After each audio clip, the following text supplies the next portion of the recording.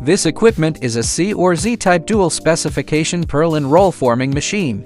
Feeding uncoiler is used to keep the steel coil standing and uncoiling to ensure stable operation. The rollers are made of chrome-plated shafts to extend their service life. We will test each machine until it can produce products that meet the standards according to the customer's drawings. The video shows punching holes in the purlins. However, it can also be set via PLC not to punch holes.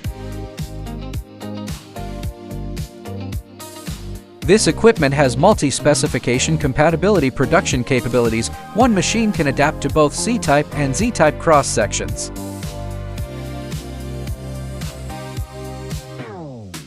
The equipment is equipped with an automatic changeover system. Only simple adjustments to the roller assembly are needed.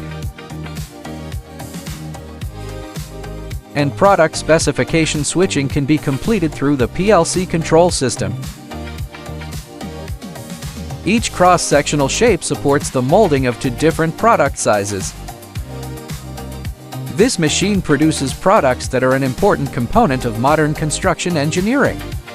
Ideal for residential, commercial, and industrial roofing projects, ensuring consistently professional results with every use. SteelMaMa always give you proper solution.